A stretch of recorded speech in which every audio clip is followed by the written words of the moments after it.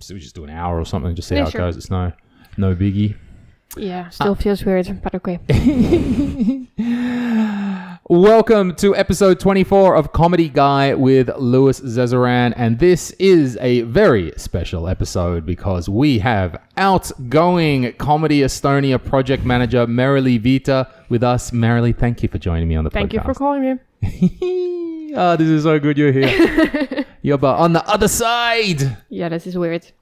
I'm sitting on the wrong side of the table, actually. Because this table, though, if you're watching us on the video, this is where we work every day. This is just, we just turn it on and work here. Now, Merily, I think that you need to speak out. Okay. You need to react. You need to quash the rumors about, you need to spill the gossip as to why you are leaving Comedy Estonia. Well, there is going to be a little Comedy Estonia baby. I'm gonna put that out there. It's not mine. All right. I don't know if that might have come out in the wrong way. No, it's I'm leaving the family for a few years to come back even stronger and more, I don't know, grown up. Grown up is not something we do well around here. That's true. It's not known as being. Or maybe just handle a little bit more time with the kids, to handle the comedians even better. I don't know. So basically, yeah. A few years break is coming ahead. Fair enough. Yeah. I think when we put the job ad out to search for the new project manager, that a lot of people were like, what? What are you looking for another? Has this company got turnover problems? What's the gossip? What's the scoop on the inside? Is there some sort of toxic culture? Yeah, actually, last time when we were looking for the operations manager, we were looking for Hella, then I think I'd had like 5 or 10 people asking me if I'm leaving. And why am I leaving? I'm like, no, I'm still staying there. We're just growing. But this time, like, actually, only one person asked me, and that's the person who is actually coming to work here now. So that's interesting. That's legit. Yeah, like, don't you know we can grow? Yeah, that's we can grow. It doesn't mean like, no, people still don't quite understand, I guess, how big this operation is and the different things that we do. Absolutely. So, yeah, it's all legit, guys. Didn't scare them away or nothing. No, I actually love this place. I want to come back here. Wow, that's great. Yeah. I hope you can come back. I hope so. We'll see. Of course, you don't know how the future's going to go. You don't know. I have no idea. No, how things are going to be. How long approximately until Plus One is appearing into this great world? Well, probably in September. Let's hope it will be in September. If earlier, then that would be good. Sure. If later, I can't handle that. So yeah. Get out! Basically, yeah. Get done! Come on! So yeah, September is the due date. Okay. Oh, that's cool. Okay, so at the end of the week, it's your final days here. It is. But I'm not going away anywhere, though. It's just the official day, I guess. Sure. I can't leave like that. I don't know. In the past, in the last workplaces where I've been, I was always waiting for the last day so badly. This time I'm not. So this is weird. That is weird. Holy shit. I mean, I'm gonna be in the summer tour anyways. I'm gonna be hanging around other guys anyways. So. Absolutely. Are we still staying at your summer house? In my summer house. Tremendous. Yeah. 2 nights, I guess. I guess so. We've got 2 nights in Vusu. Exactly. And Merily has a summer house near there, so we can stay up there. Oh my God. Yeah, I thought that the idea behind this podcast is everyone says, oh, well, it's good to, in HR, to have an exit interview.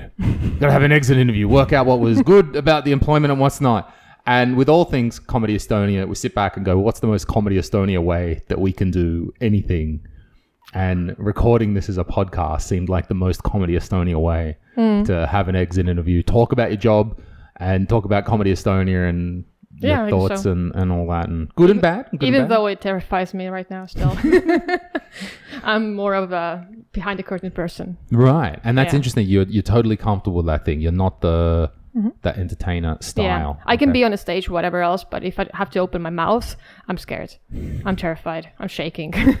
Has being around artists changed that at all? Or just that something like, explain that. Okay, explain that, because we're all overactive, jumping around, attention seekers. And so the idea that you could be choked up on stage, that you could not know what to say, that you could not seek attention is a very foreign concept to a bunch of us. I guess I can see that actually these people do need a person who is pushing them from behind, like the person you can't see, who does the black work, I guess. And I'm fine with that. I love that. And because if the so-called dirty work is good, then the artist's work on the stage is good as well. So it like my work shows through the comedian's work, I guess, kind of. I think so, and I think it's an enlightened way to look to understand that you're not the star, but that's okay. Like we're all not the star, and we don't. That's not our I think thing we for have everyone. enough stars in the group. Hopefully to keep us going for a few more years. Yeah. No, it's good. And actually, I prefer it that way as well. So even the sound checks or whatever else, I'm always so happy when the boys do it. You don't have to do anything like that. I hate the microphone in that way. I'm a good friend of mine. I don't always say good. Estonians put the wrong emphasis. When I say good friend of mine, like Estonians look at me with this skepticism, like, good. Oh, you're a foreigner. You over-exaggerate all the friendships. So I've learned to temper my use of descriptive words about friendships. A good person that I know is Veronica, who's a manager of Taukar. Oh, and I really want to have her on the podcast. And I've been hassling her for a while to come on here. Yes, please here. come, Veronica. And it was mainly, she's expressed to me that, she's the same as you, not used to being in the spotlight, not used to saying that side. And she's more like, well, I guess she also needs a person on the side of her saying that just go. Because without my boyfriend, I wouldn't be here, I guess. Oh, really? Yeah, you're going to thank him, do I? Yeah, he was like, don't be a pussy, just go now. Like, fuck. So, I'm going to write out some questions for her and leave it through. And we all know I'm not trying to catch no one out. This is not the gossip show. I'm not trying to find the details about how I could get a pair of Taukar's underwear or something like that, or who he's been hanging around with. I just want to talk about the industry stuff. That's all. That's cool. So what is... tell us about your job. Describe your job to people at home. You are a project manager, technically, of... as the official title says, Estonian shows. Tell us what you do. Well, at first, when somebody asked me what I do, I was like, I do everything. But that's not kind of true. So I guess I compose tours. I see that everything goes through, that ticket sales are on track, that the boys are actually getting what they want out of this thing, and that their careers are going somewhere in that sense. Not the talent management part, I guess, more of the, like I said, dirty work. So booking the dates, seeing that the logistics are working for the tour, marketing, budgets, whatever you can think of, I guess. And being on the spot as well when the show is on. To see they have everything backstage and everything else. Which is one of the longest and maybe, I wouldn't say boring, but there's a lot of sitting around backstage. Oh, there is, yeah. Yeah. But that's why you have a laptop, so that's good. Yeah. Think about me. I don't even understand what the fuck they're saying on the stage either. You want to talk about boring? Oh my God. Well, I do actually listen to them back, like I think the first 2 times, and then I can't listen to that anymore. So yeah. Right. So to kind of break it down the way that we work. So we kind of view my job for our Estonian artists. My job we call is the talent manager, the manager. And it's my job to sit down and work with each of our comedians and say, okay, what do you want to do now? What do you want to do in the next 6 months?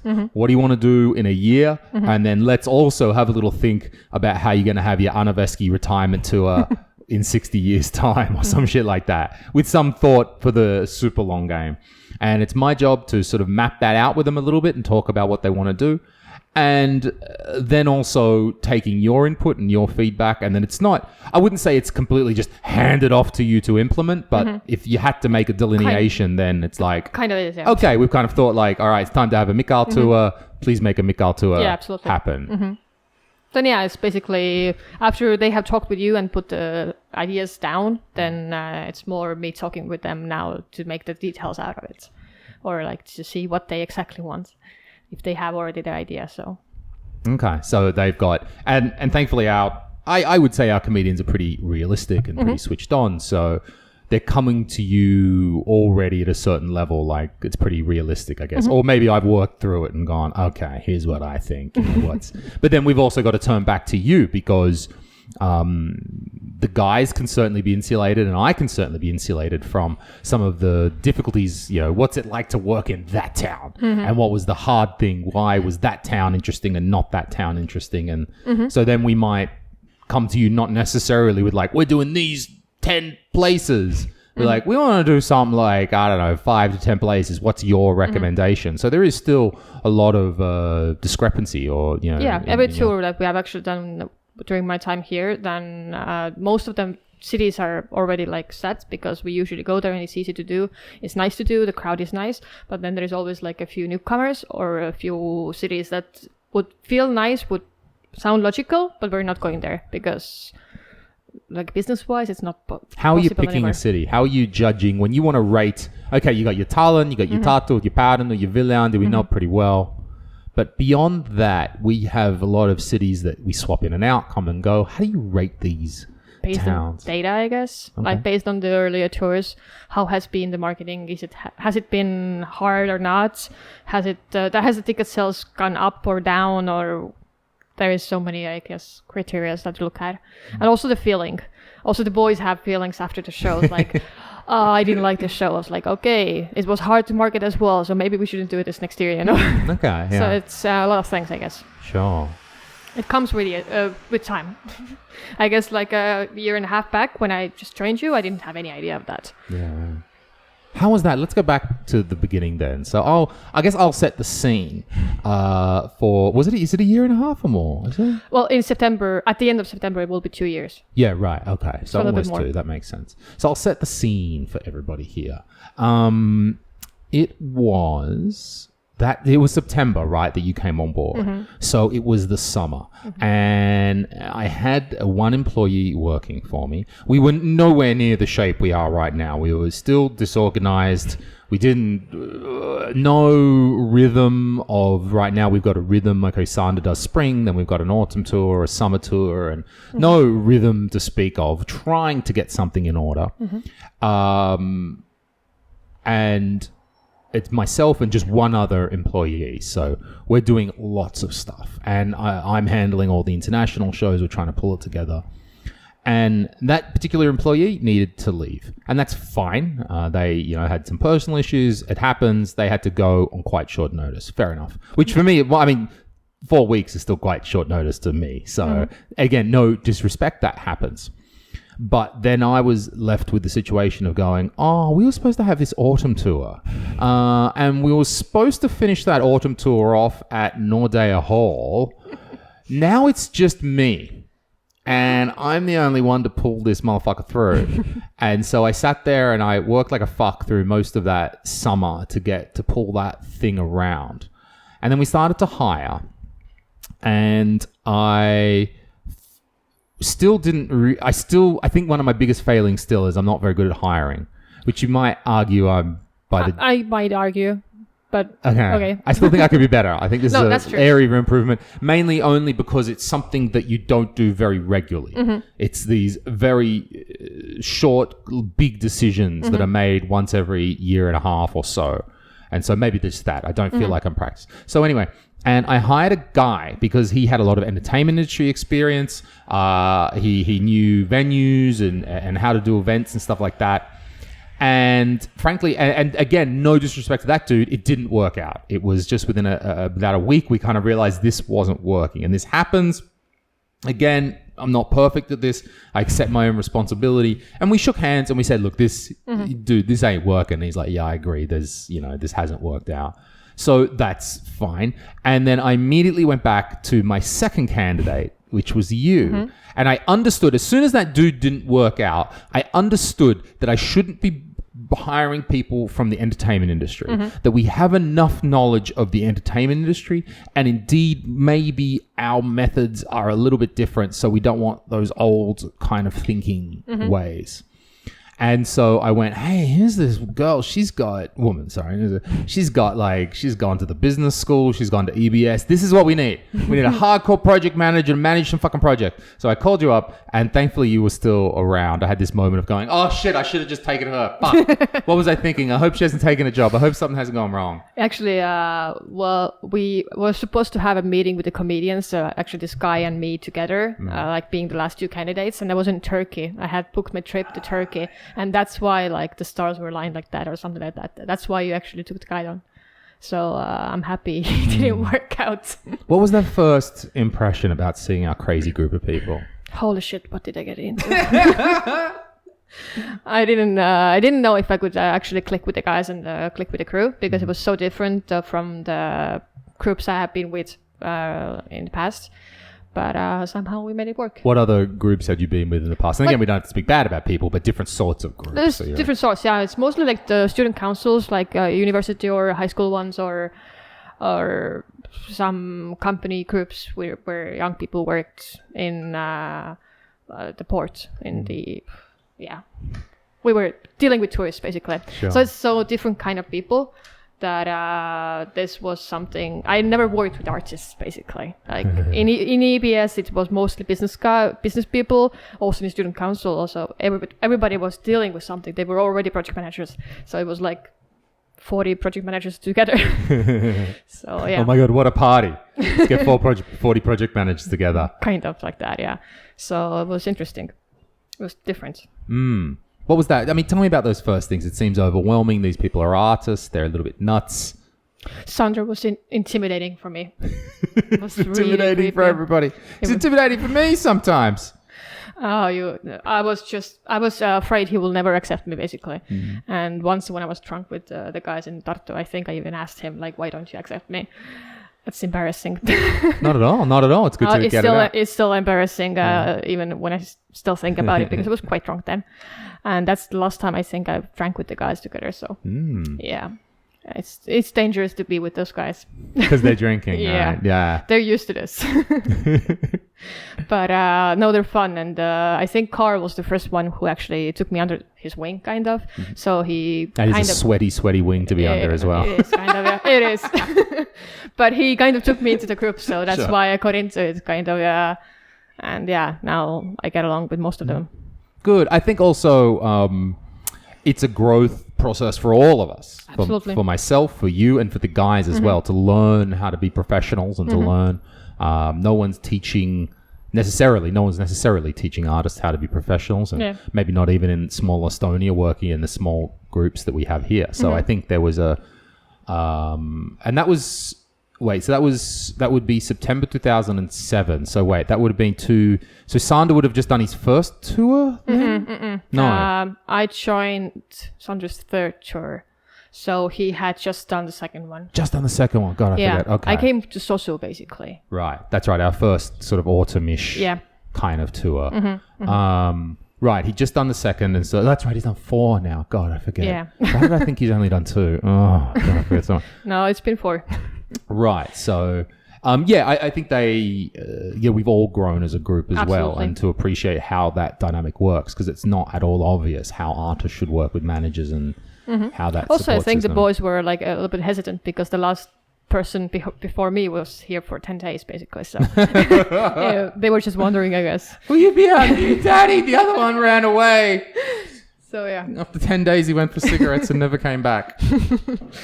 But, yeah. Because this is part of the hiring process of Comedy Estonia, because I think we have this unique kind of environment. So first interview with Comedy Estonia is with me. We sit down, we talk.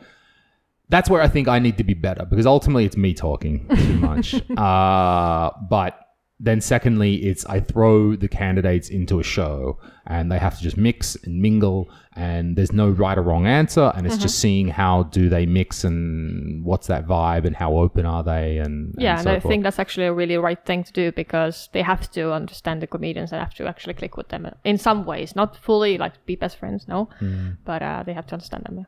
Yeah, I guess that that separation that you said, I mean, to be friends with them and to be very close with them, I would say we're all very close. But then, like you said, like, well, that was the last time I drank with them. Like, we're also not, because that's something I certainly, understand that balance between being too close to them, but then being a leader as well. How have you tight-roped that one? It's hard question, actually. I just felt like I shouldn't do this anymore. For your own health more than anything. I think it came from the fact that actually Carl made a bit about me when I was drunk. HR alert about Carl Arivama. But it was fun, actually, and nobody knew, I guess it was me. And then, I don't know, I felt like there should be a line between professional like part and the fun part. And since I never got to be like best friends with them, which wasn't the like the goal anyway. So I just felt like I should be drinking with my friends rather than comedians. Yeah. And I'm always driving, so it wasn't that hard actually. This is true. And maybe just good for your own mental sanity to have something separate as well. We are a very intense group of people doing a lot of stuff, always, going full ball.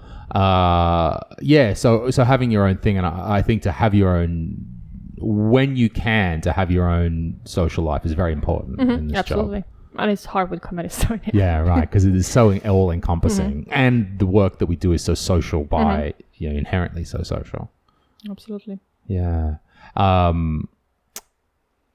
That line between being the best friend and then drinking with them, and then, because there will be that times when you've got to like be a bit hard, or let's say hard, deliver truths. Be a little bit pushy, I guess. Okay. On topics, yeah. I think that comes down to the fact that they have to respect me, and if I drink with them, and sometimes I go over the border with drinking with them, then the respect disappears. Okay. So I would rather keep it there and lose it in some other groups of friends. Yeah. So yeah, I just came from Madrid actually. Also, when I joined you guys, that's right. I had my fair share of that fun, so I didn't need that anymore. And it's actually something that I'm going to pay quite a bit of attention to, because with our new employee for the first time, he is a man. A man. We haven't had a man project manager before. And we did for 10 days. Oh, for 10 days. Sorry. Yes, of course. Pardon me. Why do I keep forgetting? And while that is, there's no problems, and we want to be as gender equal as we can. That's still a dynamic, right? We have established a pretty strong dynamic of women leading and women organizing and making it happen. And that, how does it work with this guy, to maintain that separation. I'm sure he likes to drink as much as everybody else likes to drink as well, and hang out and be social. And I think that will be one of his main challenges, to walk that line. It could be, but I mean, since he is a guy, I think that might not be even problem. Oh, okay. Because guys lose their temper a little bit less than women. You think so? I have that feeling, at least with my group of friends, I guess. Okay. But yeah. Are you trying to say women are emotional? Because we would never say such a Martin Helmer-esque comment on this podcast. But also, I guess this new person also deals with parties, so I think he's more used to that fact. Sure. So that's also a reason why this might not be a problem. But you would never know. Yeah, it's just a factor, I guess. It's something maybe it's just me. That's what I think about. It might have not been a problem with me either. I just decided not to do it, just in case. It's interesting you say that, because I just we've kind of established this thing where there's strong women leading, most of the things we've done so far, and I've been totally great with that. I think it's a dynamic that's also worked. I have a feeling it comes from the fact that it's a group of hard kind of personalities, like artists. Like everybody knows that it's hard to work with artists, whatever artists they are, like singers, actual painting person, whatever that's called, or comedians. So they are hard kind of personalities. And then we have another foreigner leading the company. So I think it's a really different kind of personalities group that we have together here. And I think women handle that a little bit better because, I think so too. I think that I'm glad that we're now getting a guy. It will be different. It will be different. And I think that I'm happy we're getting a guy now that we're more advanced at this. I agree, actually. Maybe back even when you started, we weren't good enough then, or we weren't organized enough, we weren't professional enough, we didn't kind of quite have our shit together. And I don't just mean like organizational wise, but I mean as people. I think we've defined ourselves a lot more as who we are, and I've worked a lot more on my leadership, and I've calmed the fuck down a lot in the time since you've been working for us, and through the work of Comedy Estonia and through my own work to sort of just generally calm down. Yeah. So maybe now I'm in a better position to lead another man, because I always had this. I can't deny there was something back in the day, not now, as I said. Now I'm, Mr. Zen Master and everything is cool. But back in the day, I think I had a worry that if I put a guy there, they might form an allegiance to the guy and not to me. And I think that was, and now we're talking years ago, years and years ago, right? Because we've been through so much, and we've done so many things together that I think we've all got a very tight bond. That can really stand the test of time, and it's a bond that we all want to go for a long time. I don't think this is a problem anymore. No. Or but maybe before my time. Maybe, yeah. Like back then, I didn't quite, as well as a foreigner, as well as being a little bit separate. Like, how would it be? I'm in the backstage room, and I've just accepted. Cool. Everyone talks in Estonia. No problems, right? No problems. But what if they're all, I could have maybe before I had become confident enough in myself, I might have become a little bit more worried about that. And I had seen it happen in other agencies, and I would say not just in Estonia but internationally, friends that I knew, and the way that there was an agency and then there was an agent, and then the artist would form a connection with that direct agent, and then that agent was then able to walk away with the artists.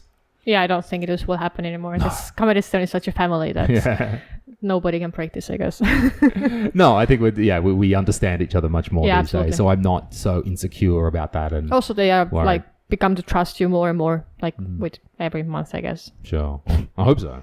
At least that's what I see from here. They have the respect and they have the trust for you. Well, I have respect for them as well. Exactly. And I found that's the only way to go about it. Yeah. Everything is a two-way street, so. Yeah. That's interesting. Yeah. I like this one. We can take this podcast a little bit slower. Usually it's just me and some other comedian yelling at each other and going really fast. What was with that? I mean, you came from the world of business and project manager. That's why we wanted you. You knew how to run a project. But then you've got these artists, these people that work sometimes not logically. And we don't mean they're going off doing crazy things, but to be an artist is to listen to your inner self when you are truly getting there, to have some sort of faith that you can make it happen and that you can do it, and that what's this thing inside of you is going to make yourself through this path where there is no path. You have to make this path with your manager and the people around you. Talk about that, how that was to sort of look after those people, because then there's a certain element of listening to them and knowing that they're also an adult as well, and they're also in charge and they're also intelligent. But then there are times when you need to to push them, and not just get on the stage now, motherfucker. Not just Daniel, fuck it, stop it.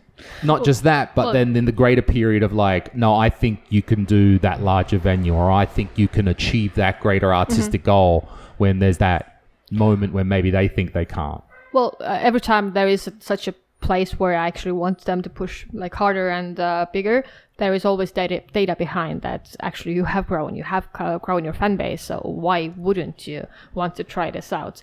And usually don't have to convince them for a long time, because I just say them that I trust that they can do this, and based on the marketing data and all the data we have had with the previous shows, this is doable. You sold out the last one, why wouldn't you sell out this one? And even if this doesn't sell out, you're still in plus. If you sell the floor in Vene Kultuurikeskus, you're fine. Basically, just try it out. You will never know if you don't try. And I think just a few times when we have actually come down from my proposal, and usually we just stay there. Sure. Because it never came from just the idea, let's do this. It's rather, this is logical, let's do it. This is my job to go here's a crazy idea. I just came up with this. And now we're all going to have to do this thing because I think this is nuts and we should do it. That's my job in the company. And then your job is to present the ideas with more data. That's a very...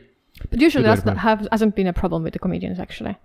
I guess they're afraid to come out with those ideas themselves. But if we propose, they trust us just enough to know that if we do propose this is doable somehow. And that also, I guess, that when you're proposing an idea, you're like, well, I'm going to be doing it as well with you, right? It's not just do it, go over there and Okay, I guess this autumn has been a little bit different, but the coming season will be different, because this is going to be a little bit bigger for example, Mikael, but and I won't be there, but I promise to kick this guy if he doesn't work for this. And I still think it's doable. And I think he has a pretty big fan base now. I think so too. So, I mean, how have you seen him? I mean, because he's a great example of, especially when, because you came on board, second Sander tour, that guy's always had a plan. But Mikhail is much more, no, Mikhail, just do my thing. Yeah. And to see, particularly, with the way the podcast really blew him up. I saw him just before the podcast actually blew up. So I saw what he was doing then, and he had actually quite decent amount of fan base. And then came to Sisojat, and then they won the podcast awards. Oh, yeah, that was it. That was the real moment. And then I kind of didn't have to do anything for the marketing anymore. Yeah. It was actually quite interesting to see that something they do out of their kind of boredom, and also just the fact that they want to do something that could actually sell tickets so easily was really funny to look at. But I often saw that the way I kind of pitched it originally to the guys was, these podcast things, they're like a multiplier.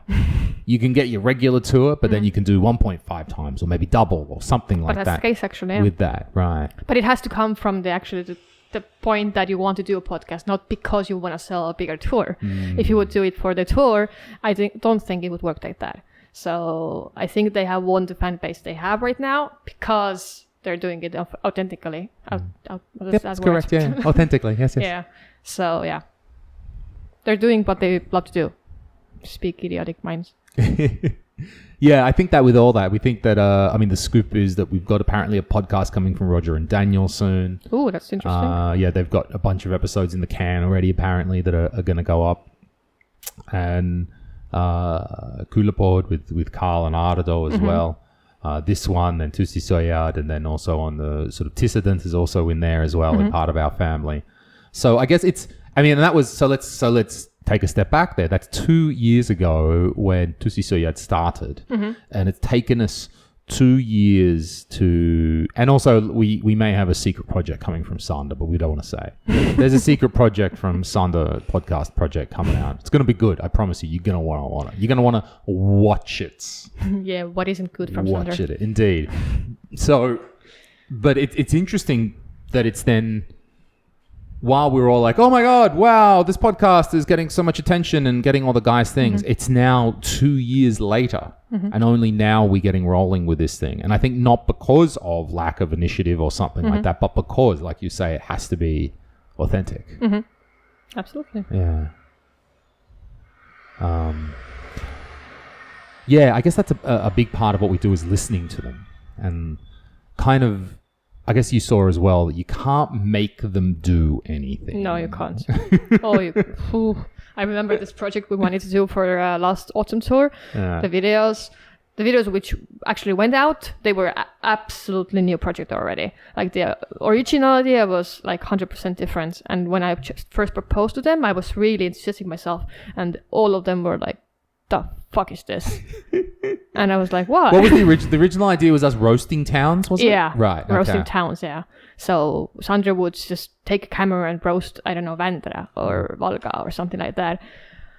Which still sounds to me a really good idea. Sure. Do some fun, have some fun, yeah. But yeah, the guys didn't like it, and so we didn't do it. We came up with a modified idea, and that actually worked as well. It worked really well. It had content, and the videos actually are not saying much, but they're cool to look at because they're short videos and they're funny, in my opinion at least. Because they're the ones that you're putting out before the show, aren't you, into the event? Into the event, and actually do YouTube as well. That was during the time when our YouTube started growing. Okay. Yeah. Yes, that's right. You've also overseen that as well, our YouTube growth in that time. To like 3,000 people more, or 4,000 more. How do you see the social media landscape? Well, we've got this big Facebook. We've now been growing this YouTube. When you look from now into the crystal ball of the next few years, where do you see the social media landscape going? Or, I mean, beyond just, is it just focus on YouTube or what? Let's say for Comedy Estonia. I'm no psychic, but... Really? Yeah. Oh, no, I can't believe this. Get out of here. But I do still think Facebook will be the main place because it works for us. It's just it's meant for the kind of companies that we are. So we're not selling anything on Facebook, like not any blankets or I don't know, whatever else. So get your Mikhail Maimer blanket. It's going to be That's actually interesting. You can Let's snuggle up with Mikhail. And it's all furry, but the top bit is smooth. Oh, okay, please, let's do this. I can stay for longer in this company just to make this blankets. I want fun for my baby. Don't go. But yeah, I think YouTube is growing as well because I also do think YouTube was a big thing a few years back, and then it just in Estonia it was on a decline, and now it's going up again. But it's only my vision; it might be not be true because I haven't looked into it. But also, I think Twitter is coming back. I have a feeling. So you say coming back, like both of those were a bit down for a while, or we weren't sure. In my eyes, at least, yeah. Okay. Because I used to like be in Twitter when I was 14, 15. Okay. And it was a big thing. And then it just disappeared somehow. Everybody disappeared from Twitter, like at least the people I knew. And then now they're back there again. Right. And in their old accounts, actually. So I wonder if that reflects just as Twitter grew, like maybe we got a bit sick of it or something like that. Maybe. Estonia is very early adopters, no doubt, of any sort of technology. And then it's naturally come back as Twitter has naturally become the platform in the world to... But actually, if Facebook would disappear, I don't know where we would go. Yeah. It's one of our main things to do. I think that... Well, okay, interesting one. What would we do if tomorrow Facebook didn't exist? I would write to the Facebook guy, what the fuck did you do? Yo, Zuck! Yeah. But then I guess it would be homepage. Because I don't see any other ways. Sure. And homepages have been there like since, I don't know. Apparently they're coming back too. Yeah. Talking to Phil, because Phil is the venue manager of a studio. He books studio. And he said that they do a lot of their stuff directly through their website.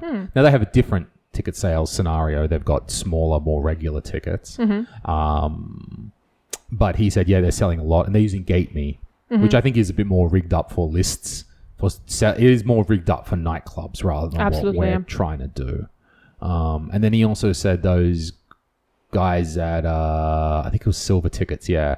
The ones where they, their only good thing, or so we can work out, is that they can sell through your mobile phone. That you can put that to your phone bill. Yeah, for nightclub it would make sense. Also, it would make sense for our sold out shows where we do actually add like 2 extra tickets on sale. Or like we have 2 last tickets on sale and we don't want to do door sales because if anyone buys them from the Piloti Levy, then we can't kind of sell them in cash. Yeah. That would make sense then, but it's just a few. Just a few, yeah. Yeah. Like Vene Kultuurikeskus has numbered seats, so that's not a problem there. But it's probably like one crawl when it's almost sold out and you have just literally got 2 extra seats there and you don't know if you're going to sell it in Piloti Levy or not. Yeah, that's right. Because still, if you go to Piloti Levy, you still got to put your credit card info in, and still. And it's harder then, yeah. So it would be easier through a mobile, like. True, straight on the mobile app. Right. So then that is closer to the nightclub experience where I'm walking along and I'm like, I want to get that right now and walk in right now. Absolutely. Yeah, I like. The reason Merily was laughing because I like antagonizing salespeople because I grew up. My father is super duper salesman. I grew up. He is a salesman for industrial products in Australia. He used to drive around and look after his customers. And I grew up with the deal, right? I understood the wheeler and the dealer, the bargainer, I grew up with my father just walking out of stores when he didn't get service and just going like, not good enough customer service. So when, heaven forbid, poor salespeople call us up and try to pitch some new service, I'm just like, I'll literally be like, dude, you can do a better job than this. You're doing a terrible sales job on me, bro. Come on. And that gentleman from Silver Tickets, yeah, he tried to pull he was like, first of all, he speaks Estonian to me, and I'm like, okay, you haven't really done your work on this one, but okay, maybe a bit arrogant of me. You don't really know what to expect from Comedy Estonia, but I mean, in terms of number of tickets sold on Piloti Levy, like, we'd have to be in a top something. So, okay, do your research, bro. Secondly, but fine, world doesn't revolve around me. Politely asked him to switch to English, and he's like, oh yeah, and I was like, hey, can you write to the email? I was like, no, I can't do the email. Hey, we need, and then it's like his words are, we need to make a meeting. And, oh, dude, that triggers me. I'm like, what, bro? You telling me? Nah, man, you are so bad at this, bro. Like, you're just coming to the customer and going, we need to make a meeting. Do you find this works? And yeah, he did it to me as well, but through email. Like, I never answered the phone calls, I guess. It's like he's opened that sales textbook and gone, here's what you need to do. You need to make a deal. You need to bring it through. You need to get a close and get an action. I'm like, I was being really nice to him. Actually, I was explaining why we wouldn't want to come and whatever else, and maybe in the future and whatever else. But and in my defense, if they want to keep engaging me, I will talk them through it. And I will talk them through why. And I've had actually good relationships come out with some advertising companies. That was that Screens guy, I remember. He was all right. He came back to me later and said, hey, is this a better way to do it? And I went, yeah, bro, that's actually really good the way you're doing it now. So I don't mean to just antagonize them for my fun. I mean, it is a lot of fun at the time. it is. Yeah, absolutely. You've done very well in that regard, I would say, to deal with different agencies. Like, I don't know anything about the marketing things, like in each town and each place that we do. How do you assess, like we talked a bit about what's a good town and a bad town. There's a lot of different things, but if I say, or like if it's like, all right, we're selling the show in X place, how do you know whether of all the different things that we could market in that town, how do you know what is the thing to do? At first, I don't.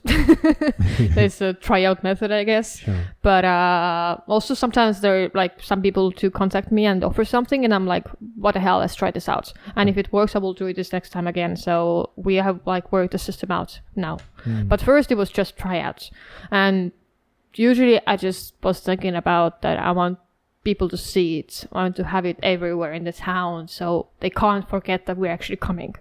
So I guess a little bit in offline media, but mostly online media, unless the city actually tells me to use only offline media. So it's basically just Googling what they have and see what would make sense budget-wise and actually how many contacts they have. There's again a lot of things, but it's trial method, I guess. Because I guess as the town gets smaller, that's when the online possibly works less and less. Absolutely, yeah. Because you can't do the target, you can't do... The more close to border cities, the less online things work there. Oh, physical border. Yeah. You're trying to say Valga. Yeah, basically. Basically. But the more inner country or like Turku, Pai, those stuffs, offline works there as well, but they need online stuff as well. And they are like active and online. Okay, some sort of blended approach. Yeah. So there's actually people using groups and things like that. And at the same time, Tallinn, Tartu, no offline, please. You're right, yes. It doesn't make sense. Yeah. Because offline is actually quite expensive way to market things compared to the online methods. How so? Do you mean to physically put stuff up, or what do you mean to buy? If you want to put What would you buy? What's an expensive thing we're buying in Tallinn then?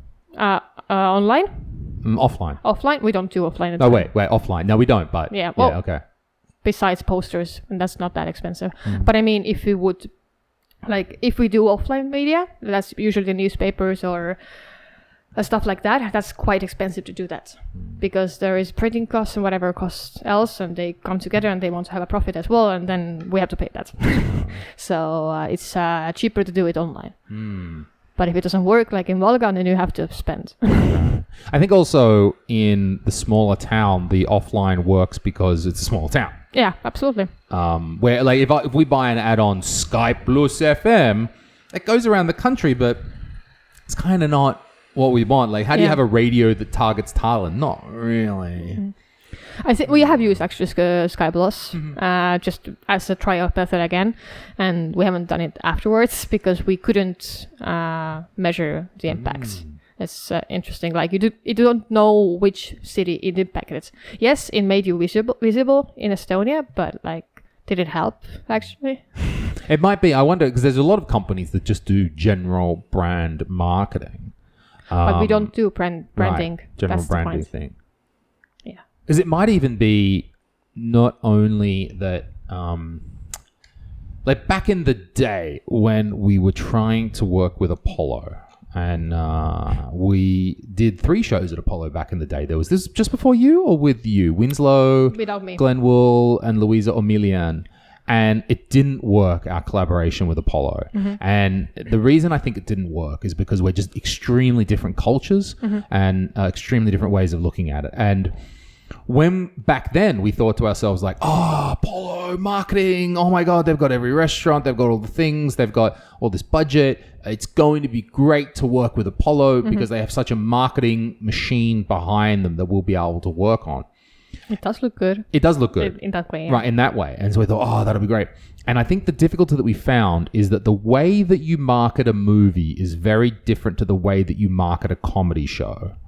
That a movie is much more brand marketing style. You see it everywhere. There's the billboard, the sign, it's all over town. And eventually after seeing that X-Men ad 20,000 times, you're like, yeah, I'm going to see X-Men.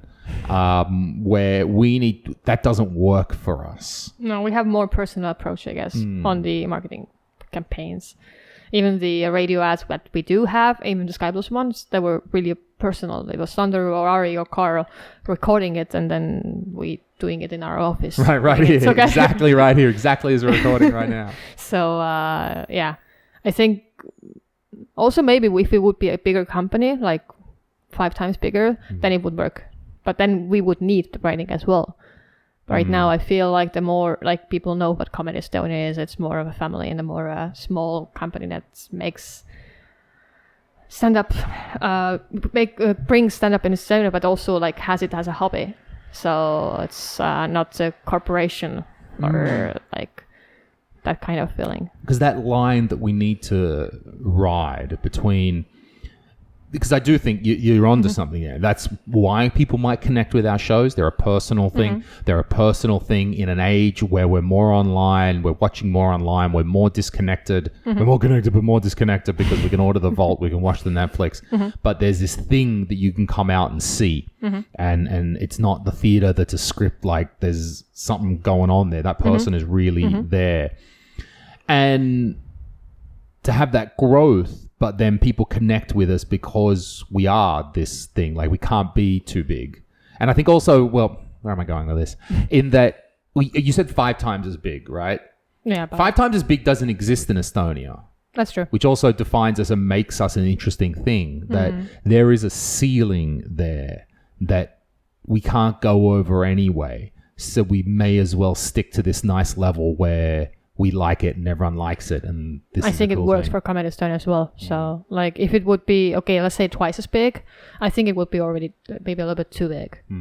Yeah, it can grow still a little bit, and afterwards it doesn't have to grow into the heights. It can go like wider basically in that sense. So yeah, there is, because I think there might be some larger tours. I mean, but I looked at Nina Metz's tour, and there's not that many cities on Nina Metz's whatever kill stand-up comedy tour, whatever, Kill Bill, Kill Kid, whatever the fuck it is. There's not that many. Like, all I'm trying to do is compare to, okay, who's a star, right? Who's the TV star? He's the Chronic Actor of the Year, which is no doubt the greatest award that anyone could win. And completely out of the blue that he would win that. That's unbelievable that he would pick that one up. And that he's got that new tour out. And there's not that many cities on it, meaning that the upper level can't be that much higher in terms of what the market can take and what is around here. But also I think the Nina Metz and those people, they are not that personal with their like marketing and whatever else, the feeling of this tour, so they can't go to the smaller cities because those people would be like, I don't care about this. Or would they? Because hey, I saw that guy on TV, so I can go. Okay, that's another option. I don't know. But I see what you mean, that they're not really going from that personal angle of things, which is much harder and takes a lot more work. Absolutely. Right. All the guys need to be very involved, and I guess he can go there once and people will see him like, oh yeah, this is the guy from TV. But the second time I don't think people will actually come. Maybe. I think they will go, but I think they're different sorts of audiences. I think that we're a little bit... I think that we can often be... And look, hey, number one guilty person right here. I'll be too far in the middle of the matrix and too far in the middle of the bubble of going, oh, what? You know, we are our own world. But, I see a lot of people, they're like... Because we're so committed to the stand-up and we believe in the art form and we want to do it right. And we believe that we are doing the righteous path. The righteous stand-up comedy path. But, at the end, people just want to go see a goddamn show. Yeah, that's true. And they want to laugh and see a guy and or whatever, girl and whatever. And I think that we rate things much more harshly than others do. There'll always be a question, if we wouldn't want to do this way, would people still want to come? Sure. So I think they actually do like the way we do things.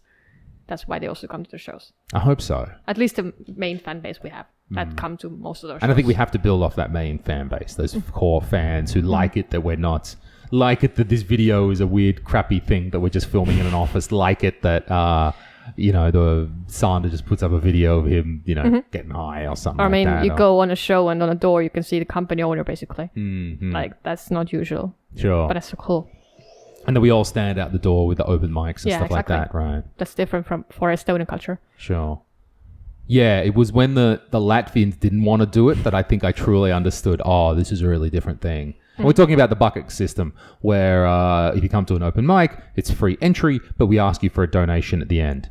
And one of the difficulties that we've had recently is convincing our Latvian colleagues at Comedy Latvia to do it. And not that they're at all stupid or don't get it or nothing like that. It's they completely get it. Mm-hmm. But they were still having this hesitation to do it without one of us down there sort of leading the way. And that's when I understood, this is just genuinely a really hard social and cultural thing to do, to ask for money. And maybe I'm a bit oblivious to it because I'm a Westerner. And we're also very oblivious because Carl and I and Daniel and Yannicka went to Edinburgh Comedy Festival so many years ago and saw it happen. Yeah. So we learned from other international people and went, we can do this thing. Yeah, but for Estonians, it's like you have to actually ask people, or like you have to be more open than you usually are for yourself to be able to do this. So it's weird, but it works for us nowadays, at least. I don't know what it was in the beginning like, but we've been doing the bucket for a long time. I think I can't even remember when we started that system many moons ago, and it hasn't really changed. I guess the system is so. I guess that's in a way that's been so ingrained in we would have seen it. I mean, that was 4 years ago, at least 4 or 5 years ago. That's been something, just been a thing that we always do. So yeah, I guess also over that time, we just, no, it's not a thing, like any sort of thing. Hey, it's not a thing. Cool. Yeah. Stand at the door. Fuck it. Stand at the door. Then Rauno walks around with a spoon and bangs in the bucket. Put your coins in. Especially in here, movie when they have this big ass award thingy that you can put coins in. What was your greatest challenge, or I would say difficult time at Comedy Estonia? But I mean, you could answer either of those two: the greatest challenge or the greatest difficult time. I think the second autumn tour, SOS, so stand up on scene. Yeah, this one. I think that was the moment where I understood the system that we had created already, that marketing and everything else, and which it is, how much. And I think we went a little bit over the border, and it was hard to market and hard to do. And then after that, I think we got the best tour, which was Sandra's fourth one. So yeah, but it was really hard, also mentally during that show, because I don't like to do things halfway, or if they don't work, I hate myself. So it was hard because you think we set our targets just a little bit too high. A little bit too high, okay, I guess. Fair enough, yeah. But it was, at the same time, it was my first tour that I did from zero, I think. True, that would have been right. Yeah, because even Sander's third would have been somewhat planned. Yeah. By the time, or at least we understood, like, hey, this is what we want to do, and you kind of implemented it. Absolutely from the zero. Yeah. Yeah. So yeah, it was like the first challenge, the first from zero to the ending. But at the same time, when it was all like finished, I was quite happy about it still, even though it wasn't what I expected from it. And it was hard because it was too many dates, the wrong cities, or what? Like, talk us through all of those. Some wrong cities, which we don't do now. Some cities were too big. I think Pärnu was one of them, for example. We're still doing the Concertimaya there, weren't we? I think so, at least. Can't remember now. It's still been almost 2 years. But the Concertimaya was one that I talk about a fair bit because I think it was the first autumn tour that we did the Concertimaya and we got like 800 through the door and it was great. And then when it came to that tour that you're speaking about, there was 550 or 600 or less, right? Yeah. And for us, we're all like, oh, it's death. It's death. There was 2 less people than last time. Things are over. Pack down the doors. We're going home. Commit the ritual. Harikuri, Japanese suicide. Pass me the sword. Yeah, that's fair enough. That's how we react to those things. Yeah, actually, that tour wasn't bad. It was really good. No. In that sense, yeah, of course. But then also, I remember distinctly, because we're always trying to find then reasons to balance our logic with that weird emotion that we have. And I understood, looking at those people in the lobby, there was no suits coming in. There was no grandmas. There was no older people. There was just all cool young people. Yeah, we found our fan base in Pärnu, basically. Yeah.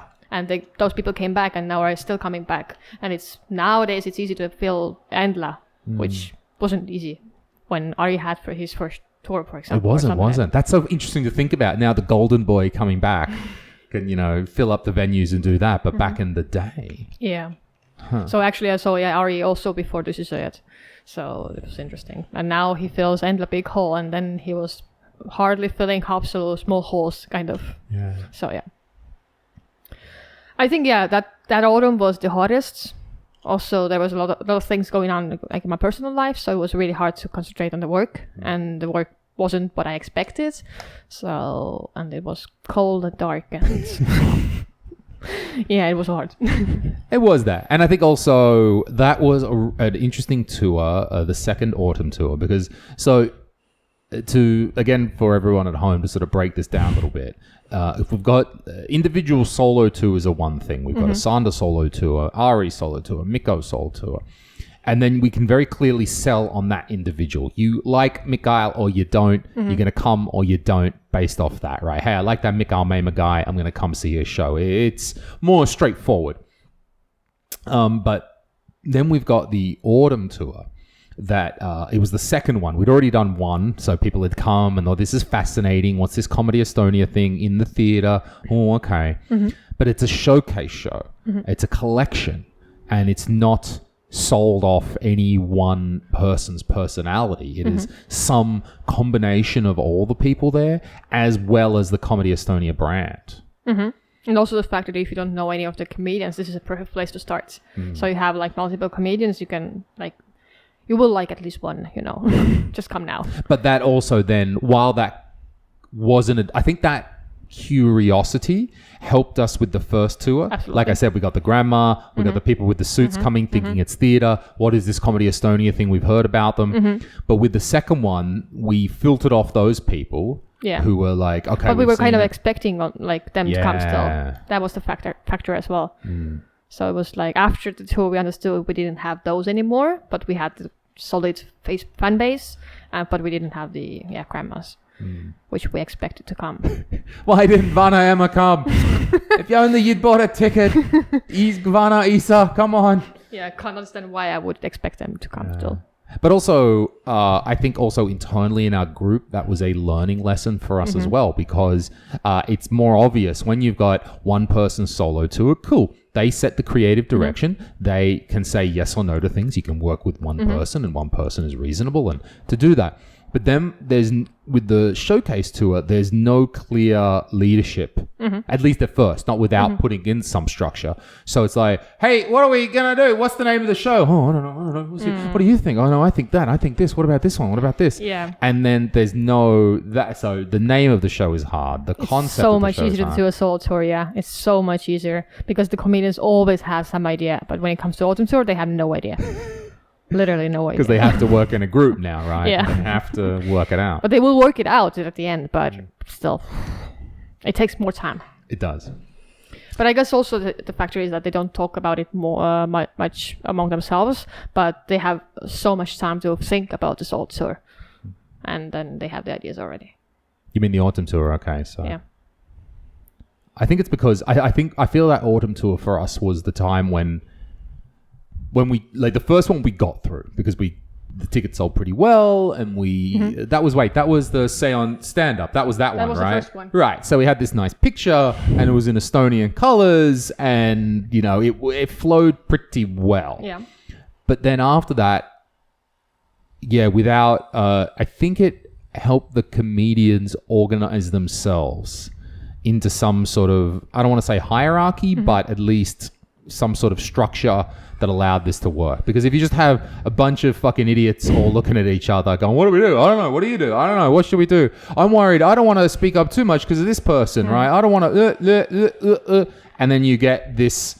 This is why groups can often seize up a little bit and not go anywhere because everyone's not being dickheads, but worried. I don't want to step on someone's toes. Oh, I don't want to put in too much work. It's the classic university group problem where you're thrown into a group and then you have to just work it out, which is unrealistic. The humans typically need some kind of structure. And I think that's what highlighted to the comedians and to us that we need to get them into some sort of organizational structure. So they can make those decisions, not a strict hierarchy, not a, up and down the chain of command sort of thing, but somehow that, But also I didn't see the part of Comedy Estonia where there wasn't that kind of a hierarchy because I joined you guys when Soso was already planned and I came when the first tours started, basically, first show started. But I think SOS, the second autumn tour, really highlighted that. I think we coasted through the first one because we just sort of, through enthusiasm and through, back to the university group, a few personal efforts, myself doing big ones, Sander chipping in with a lot of, always been able to come up. And then after a while, we're going, wait, we can't just rely on one person to make a group or two people to make a group sort of tour work. And then highlighted, oh shit, we've got to really think about how we organize and structure ourselves. No, that makes sense actually, yeah. That's true. That's why this autumn tour is so much harder, I guess. And it's also why it's so much smaller this time. So much more. Smaller, yes. Yeah. This year. Interesting. Yeah. So this year, the way that we organized our autumn tour is we sat down and we went, okay, who's doing their solo tours? Because it's the way we do. We don't want to step on each other's toes. And one of the advantages of sort of looking after all of these artists at once is that we can plan them out and make sure that they complement one another rather than stepping on each other's toes, and everyone's pretty reasonable. They understand, hey, I give that guy space, he's going to give me space with the sales and the time. So we started by going, okay, who's doing their solo tour? Who's up for that? And that was Mikael at a certain level and then Ardo at a different level. I think it was actually only Ardo, and then we were telling Mikael you should do it. I think that was the first powwow. But he agreed and he actually had the hour and he was then, So an example of just pushing the artist just a little bit. Yeah. And I think also that's where Ari has been very good for him as well. Absolutely. To give him that inspiration, that little bit of extra They actually complement each other, so I don't think one would be like this without the other. So, And not only because of this, but just because they're such a good friends in the group. So we started by Ardo. We knew, this dude's got a new hour every hour. This dude's he's an unbelievable writing machine, that motherfucker. So he's got his new show that he wants to do, that he has edited down from about 17 hours of material that he's written. Crazy. So he's got that show. And then Mikael was going to do that. So we understood that due to the levels of... And then you need to sit back and say, well, both of them creatively might be on a certain level, but due to the podcast and different things, Mikael's selling so many more tickets. So, his tour is going to be a bit larger and Ardo's going to be at that level. And that's cool. That's also just realities that we need to face. Yeah. And then we said, okay, what cities are we missing out on with those two tours? Let's fill them in with just a general autumn tour rather than making this autumn tour this one encompassing thing that happens everywhere and must go on. Yeah, but the feeling of this autumn tour is so different than the last autumn tours has been. So I think how is those feelings different? They had a big concept. They had a photo shoot, fancy photo shoot, ideas, tour names, whatever else. And this was just let's do something cool but easy. Yes. And let's do it, but smaller, but still easy, please. Yeah. I feel like the comedians also, as well as me, we got a little bit tired of the autumn tour. It was too much hassle in a sense. But I also think give it a year and they want to do it again. Sure. So this is a little break. And I feel this will be nice at the same time. It is that balance. I keep thinking about, where was I? I was in Drink Bar yesterday. the home of where it all started back in the day. The place that the very first shows in Tallinn started. We would back when James Ramsden was the owner, and we would drag one of these wooden coffee to this. He had this solid wooden coffee table, and we would drag it near sort of the entrance to where you walk into the bar section, where there's the behind the bar, and we would drag the coffee table there because there was a little mixer, and we would stand on that. There would be one shitty light on the wall just opposite. And I mean, you only got like 2 meters to that wall there right in front of you. So you've got people left and right, and everyone would just fill up with the standing. There was absolutely no seating. You couldn't sit because there was just going to be people everywhere. And these were the drink bar comedy shows and the original ones that we did. And I remember I went down to the toilet, and I remember how we'd always put the posters around drink bar, and always put one up in the toilet there. And notwithstanding the fact that one time someone cut out my face and then I think peed on it or something. I'm like, thanks guys, cool. But yeah, the way that I was like, we used to hustle so hard at putting up those posters. We used to hustle so hard to make that. And it's not that we don't want to do that anymore, but I guess that's the spoils of working so hard after a number of years, that you earn the right to not have to put out 1 million posters. Yeah, in Tallinn and Tartu for Sandra's tour, we didn't put up posters this last tour. I kind of forgot because tickets were selling and everything was rolling, and I was like, after the tour, I found out they were in my car still. I was like, oh shit, what's that? We have such a collection of old posters in our storage room right now. So yeah. But I can imagine like 10 years ago or like 8 years ago when Comedy Estonia started, that would not be any like possibility not to like forget the posters. Yeah. I mean, the Facebook wasn't as big back then. Yeah, the general thing wasn't as big, which comes back to the thing that I wanted to loop back around. We said before about what would we do if Facebook didn't exist? How would that, what effect would that have if that was just, if Zuckerberg was like, pull the plug, I'm out, see you later. The first thing is the whole fucking world would be in disarray. Sure. So it wouldn't just be us. Or let's assume then that for some reason our Facebook page was deleted. Let's just say for some reason, Ari has dropped his pants, he's taken a photo, he's uploaded to Comedy Estonia Facebook. We've been censored, we've been demonetized, we've been taken off the dark web. I think that, and I'm not saying like, we're impervious to that. It'd be a huge hit. But I think we're almost now past the stage where it's like, well, we're well known off Facebook as well. Well, if it would be just our Facebook page that would be deleted, then the fans would be like, what the fuck is going on? So that wouldn't be a problem. That we couldn't work with. But if whole Facebook would disappear, then I can't imagine where we would get our fan base, like where we would talk with them or... But then everyone would be in that same situation. Exactly. Everyone would be. So we would figure something out. But we would be in a better situation because hopefully we have enough public knowledge about who we are. Oh, that's true. That we have a platform. Absolutely. And I don't just even quite mean through individual Twitters or something like that. Like just in the minds of people. We're enough in the minds of people. That's true. This is why I think it's really hard for a young artist, like people that are starting now and they're like, I got to make the Facebook page. I'm like, oh God, this would just be the hardest, most boring, dullest work to have to start a Facebook page in 2019 and grow that. I agree. I actually have one Facebook page on my name that's just sitting there. It's awful. I don't want to work with it. Facebook pops up. Have you posted content? Yeah. You haven't reached out to your fans. Like, fuck off, Zuckerberg. Yeah, they're annoying. I don't care.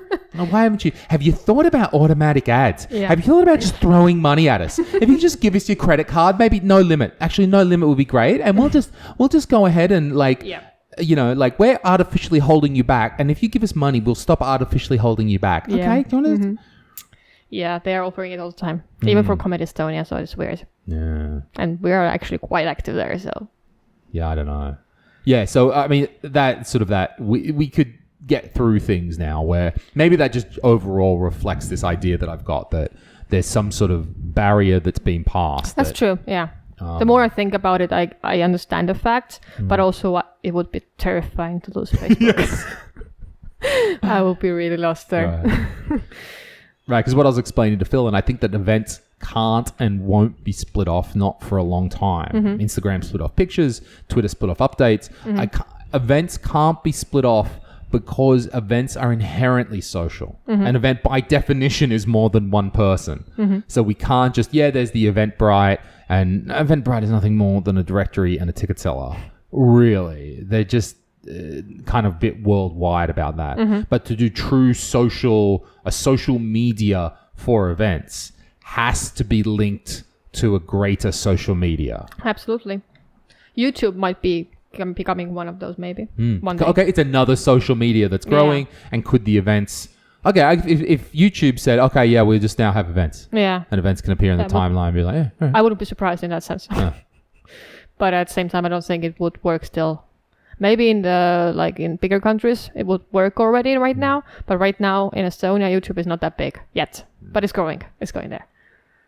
Sure. So yeah, in a few years, maybe Facebook disappears, then YouTube is there.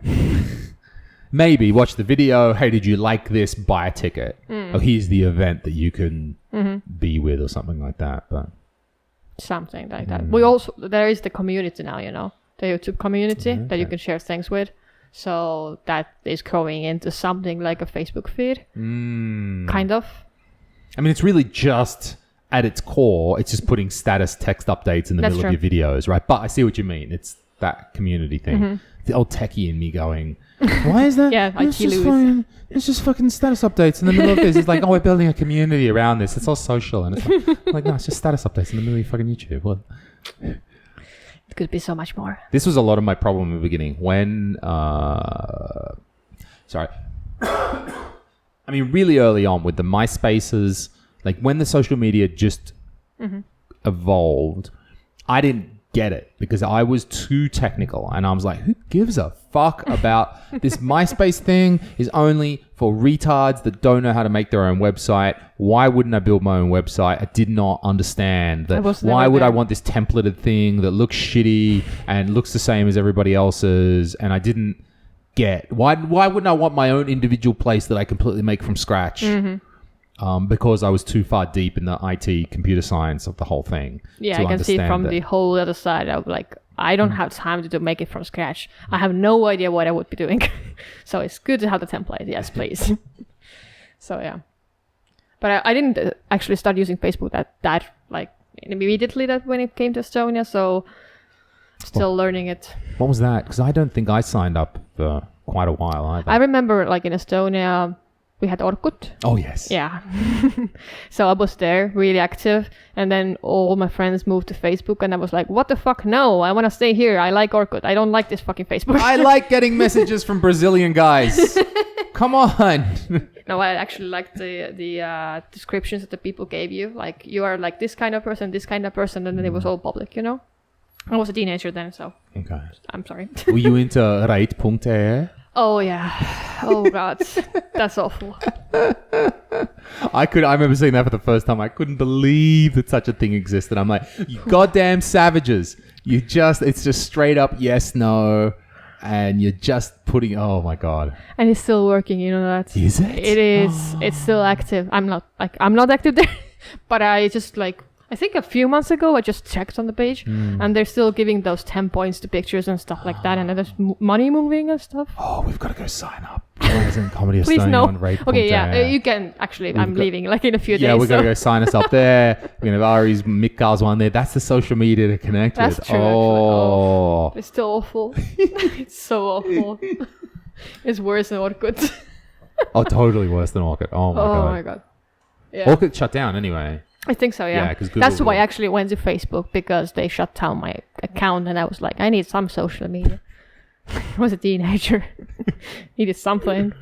So yeah. And Messenger wasn't enough, so I had to put my pictures up somewhere.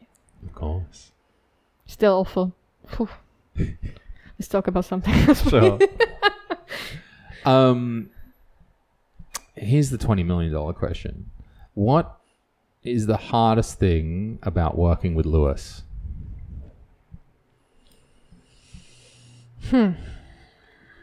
Or sub-question, what can Lewis most improve? Okay, that made it harder. I thought it was going to make it easy. I mean, like, plenty of stuff, motherfucker. Here's a list. All right. I think you have those days when you're not open to new ideas. And then when we are open to new ideas and we propose them, and there comes a straight no. And That's fair. and there might come actually yes in a week or so when you have thought about it, but the first no is kind of harsh. Okay, I hear that.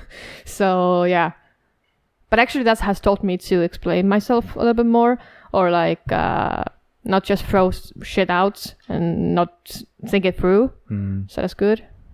But yeah, I guess that's hard. Yeah, I get that. Sure. I mean, And in the beginning, it was actually hard as well because I haven't worked with an Australian before. Oh, mate, just do the bloody work, will you? Just I was used. You know? I was used to with Spaniards or like Mexicans or stuff like people like that. So that temperament is absolutely different. How is that? What's the difference in temperament between the Espanol and the Australian Aussie? Well, the Españoles, they're kind of flirting all the time, even though they're not flirting. So you have to like take that into account. And they scream all the time. Oh, really? Yeah, they're really loud. Okay. And you're loud, but you're not that loud. So yeah, and also, yeah, I can't make any more differences, but there is the feeling also is different. But they are soft, kind of. I guess there is that level of detachment. I always tried to have that because in Australia, we are super litigious when it comes to workplace and sexual relations. So I was all like, nah, I love this company way too much to have any sort of that shit mixed in the middle there. And so thankfully, due to my Australian training, that once happened to me when I was working in IT in Australia. And I was working for an IT company, and there was the office girl there, and we would talk all the time. And I don't even think I asked her out, but look, hey, I can't say. And I would talk to her all the time, and I even talked to her a bit when I was on my holiday. And eventually, yeah, like the boss came to me and said, look, here's the deal, Lewis. She's made some comments about you. Don't worry about it. We're going to sort about it, but just don't talk to her. And it's going to be right. You haven't really done anything wrong. However, we have procedures that we need to follow in this circumstance that I don't know. I guess maybe I'm not sure. Written it too many. I really don't know. And, you know, certainly I had not developed the precise social skills that I have today. So maybe I didn't read signals, and maybe I was messaging, and maybe I didn't understand that workplace environment. So that was a huge wake-up call. The boss is like, you're going to be fine, but just don't talk to her, play it cool, and, you know, calm. And I'm like, cool, okay, I understand. So, yeah, from that incident, I learned to just back the fuck off and don't, like, you don't want to fuck. Why would I fuck all of this up by doing something dumb like that? Absolutely. That chick as well, although the reason that, well, I don't know. Look, all these things are a balance. But look, the other thing to be said, and this certainly has no regard to my side of things, but what would happen in this office is her desk backed onto the boardroom. And between her desk and the boardroom, it was just the glass. It was just that bit of the glass wasn't frosted or anything. And basically, you could see her G-string right up. And you could see it above her pants. While you're sitting there in the boardroom. And that was the situation where actually I think they sent in the boss's wife to talk to her. Oh. Again, not even a man, you know. That sounds really appropriate. It sounds really appropriate. So, and you know, those two things weren't linked. I'm not trying to, one does not justify in any way justify the other. I do not mean to say that. But yeah, that's sort of, you know, even that, right? Like, hey, that had to be pointed out to her so she understood as well that there is, I guess, on both sides responsibility, I might say. Fair enough. Yeah, but in Estonia, I don't think there is much like office, that kind of thingy going on, even if there are Spaniards are involved. But like while I was living in Madrid, it was really hard to be in a group of people who were all flirting. They were all going, okay, yeah, it was all flirting, but they didn't even know they were flirting, kind of, you know? And since you are a foreigner, you're not used to it. Estonians are so different. Yeah. So it was like, what the fuck is going on? Just the style of their culture and the way they communicate. But you got used to it by the end, basically. You didn't understand. You were doing the same because it was like the culture, you know? So when I joined Comedy Estonia, it was also like understanding a new culture, basically. And it was this time Australian. Yeah, mate, come on. Right, so in Spain, there's sort of like the women are used to that. They don't necessarily see that as a sexual forwardness because that's just how they are in their culture. That's what I felt. Okay, yeah. Maybe, I don't know, I was Erasmus and stuff like that, so maybe it's different, but that's what I felt at least. So yeah. You're right. I do need to work very much on always. I've tried to do that, to stay calm. I guess. I mean, you've probably seen me through my most stressed days. I think probably the last 2 years, and I would say that I've only really emerged from that in the last 6 months. There was some level of it being better after we did Nordea. And for some reason in my mind, things clicked over and I went, okay, maybe this isn't going away tomorrow. Maybe this will survive a little bit longer than next week. But yeah, through my most stressed days and the most overworked times. And yeah, I don't know how. I think the most stressed time was during Sandra's third time. It wasn't because of Sandra's third tour, but it was just that time. That's why I remember it, I guess. And there was days when I was like, I shouldn't speak to you today. Right. But it's like normal. Everybody has those days, in my opinion, at least. Even I do. But if you go, okay, so we can map it back. That was, well, a year ago. Yeah. Spring. But even before that would have been coming out of that long winter, which is always really hard for me. When the long tail end of winter goes on and on and on. That's the very tough bit for me. Yeah. Definitely at the height of my marijuana usage. Definitely smoking every day, using that as a crutch. Also in the office. To get, I know. In the afternoons. Going, it just helps me get through the afternoon. Sure. Yeah. So, there was that, not ready yet to let go of that crutch and not ready yet to sort of take control of myself. And, there was, still haven't quite understood a bunch of stuff about myself and really pulled my shit together in enough. Combined then also with, I think that year, like you said, like that at the end of that year was still that second autumn tour where it was the hard one for all of us, hard one for us. I mean, working each other out. Like that's what I mean. So many bits had to come together for us to be a bit more chilled out now. We kind of all had to go through that. Yeah, this spring Louis is absolutely different than a year ago Louis. That's interesting, and as a group we had to work it out. Like we said, we had that growing pains. I guess that growing pains as a group, that growing pains as as we all matured as people. Absolutely, too.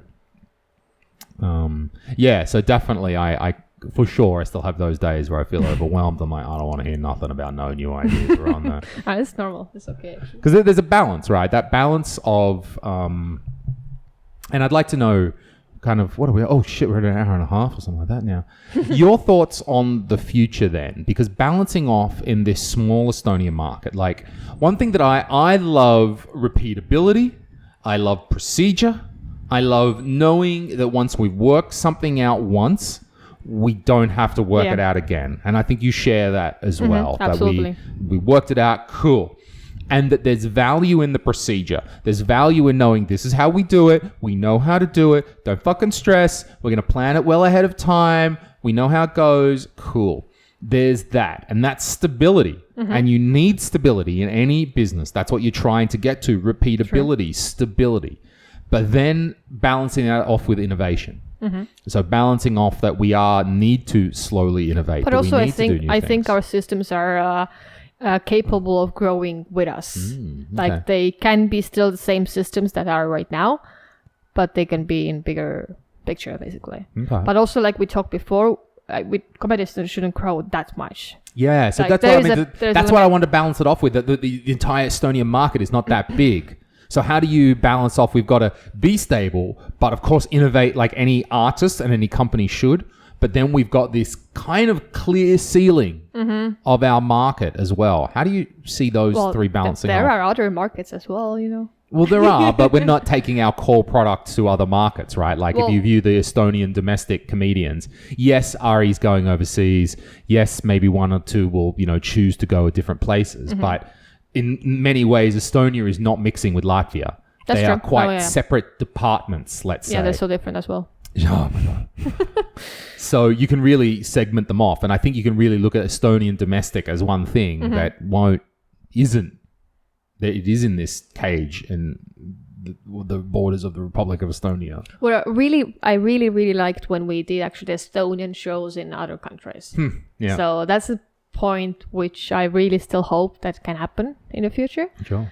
I know it's hard. We saw it was hard. Oh, it's so fucking hard to see those shows. God damn. But maybe it just needs time a little bit. Because there's a lot of Estonians living outside of Estonia who would love to see Estonian shows. I'm pretty sure of that. It's just we need to find the right time, right place, and right people, you know. The other thing is that I think the market will, like, it won't grow, but it will evolve. So there will be new things to try out, and we will probably be the first ones to try them out anyway. So we usually are. So I think that's the way of growing for us. How big do you think, like how big can one individual artist get, do you think? Well, Sandra has time still.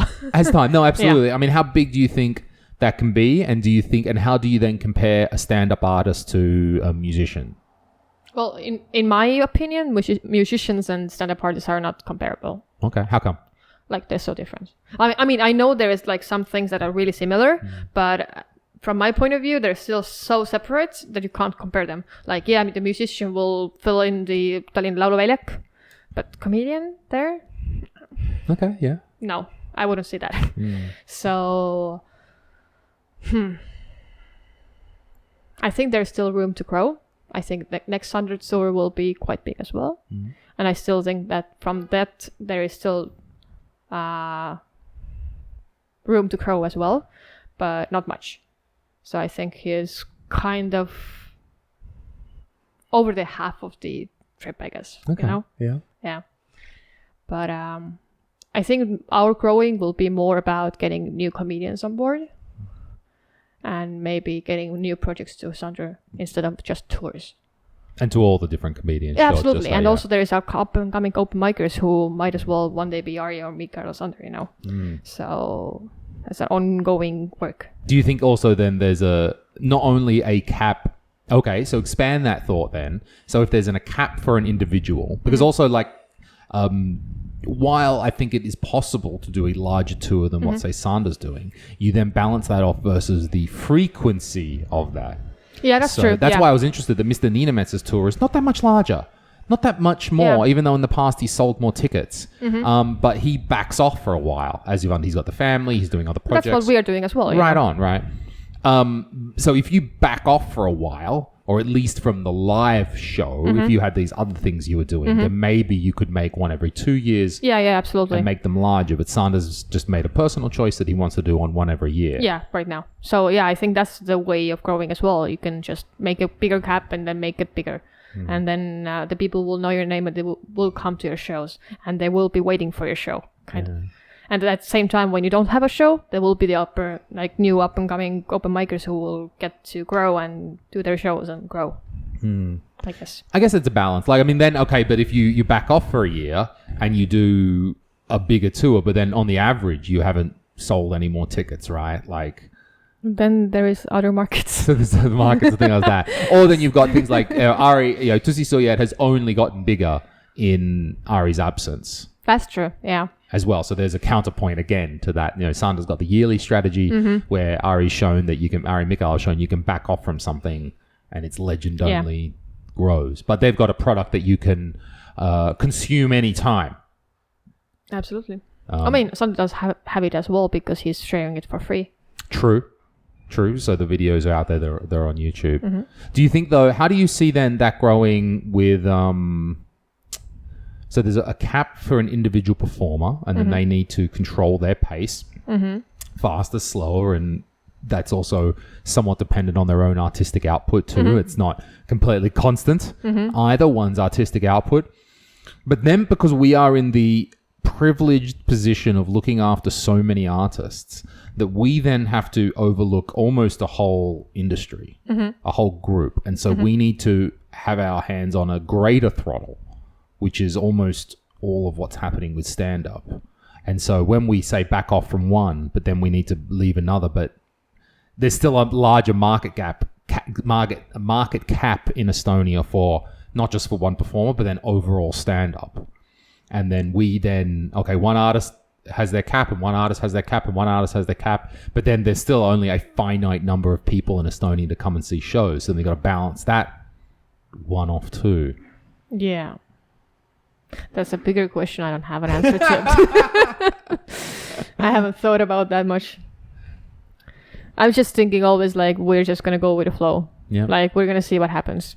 And right now it feels right. It's going to happen. So I think that's worth thinking of, but no decisions can be made yet. Sure. I guess that's what I think about. That's where I sit and exist. I don't have to think about it. I sit and think about what's the entire market cap of stand-up. And so I've got all these killers coming up, all these like the next generation is coming along and they're training and they're working and they're growing. And then I have to think 10 years in the future and think, how the fuck am I going to put on enough shows to provide all of these killers with the shows that they are worthy of? Yeah. Because the number of talents that we have and the amount of creative output that these talents have is not necessarily linked to the market cap. Yeah, it's not. You can have all these killers, but we're in a small country that, you know, there's only so many people who are 1.3 million. The amount of people that are actually going to buy tickets, you know, cuts it down in each individual town and place. Like, that is not linked to exactly how many comedians we can grow. That's true. I still think we should be going hard because we're seeing in many different places that when we develop artists, they don't have to become stand-ups.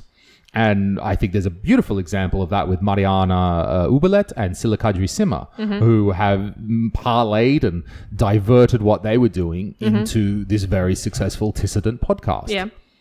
And so it's, you know, it's not, this training ground that we're in doesn't have to only be stand-up. That's true. But it still made me afraid now. About to think about the future. Like, what the fuck will we do? What will we do? I don't know. That's the thing you got to consider. We'll just take over entertainment, maybe. Maybe. Probably. Or our bit, anyway. Yeah. I don't even want to take over. All I want to do is do what we want to do. Yeah. That's why I love this company. You actually, like, literally do what you want to do, and then it works, actually. Yeah.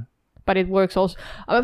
Would it work in a bigger market? Very hard to say, isn't it? I mean, in what is the bigger market? Is that is bigger Latvia? 2.2 million, or is it Latvia 5 million? We've got a pretty clear example about how the stand-up grows and what happens in Finland, and because that's also part of our decision-making process. Is that we're like, look, no one's super rich here, so we may as well do the fuck we want to do. True. Where in Finland there is legit, even with 5.5 million, not a huge leap up, not like Estonia's getting there anytime soon, but also not a crazy leap up in terms of country size. And you can legit get rich off your art there, especially if you are prepared to mix in a little bit of TV and sort of dabble in that. So does our formula work? I don't think it necessarily would, but I think just because we've completely tailored this formula, of course, to Estonia, because that's how we do. Yeah, absolutely. I think it's easy for me to think that we are all super clever, but like the same way I was saying to Phil on the last podcast, we are very good with our social media marketing, but I don't think we're social media geniuses. Absolutely no. Because the things that we're pushing on social media are just viral. Our product is inherently viral. It's stand-up videos. Everyone wants to see a funny clip. So we produce funny clips. That's what we do. But if you're a musician, if you've got a regular store, I wouldn't know what the fuck to do. I can't claim we're some sort of super duper killers about selling. Yeah, true. But I mean, every time we do something on Facebook or like on social media, like general, we learn every time something new. Like every time we do something, we learn something new. So this will never end, I guess. No. Which is good. I guess. All right, let's wrap it up here. I guess shall we? You good? Do you have any final thoughts for Comedy Estonia? Do you have some just visions? Roll on. Thoughts? Keep on doing what you're doing, and I will be back. Beautiful. We want you to come back. Thank you. Nobody wants you to go. I thank you very much for your service to our fine unit here. Thank you. We are better people for having worked with you, Merily Viita. Well, thank you very much. That's kind words. Okay. All right, everyone. Thank you very much for listening again. What have we got? What show should we tell them about? Carl? We still got a few tickets for Carl left. Like 5 tickets. Okay. Mika's tour is coming in autumn, in November, which is going to be really cool. Mr. Clean. Sorry. And then Arda's tour is going to be killer, probably. And then this autumn tour. And there's going to be a few of the international artists coming. That's right. We're looking at our board here or something. John McCombs is coming from Brady's coming back, Mr. Sloss. And Jim Gaffigan, international star Jim Gaffigan. It's going to be an interesting season. Yeah. Super interesting season. So cool. So this is going to be the first season where I'm actually going to sit in the audience. Yeah, because before joining the Comedy Estonia, I didn't do that. Yeah. So. Cool. Well, I look forward to seeing you at some shows. Yeah, absolutely. All right. Thank you very much, Merily. All right. Thank you, everyone. See you later. Ciao.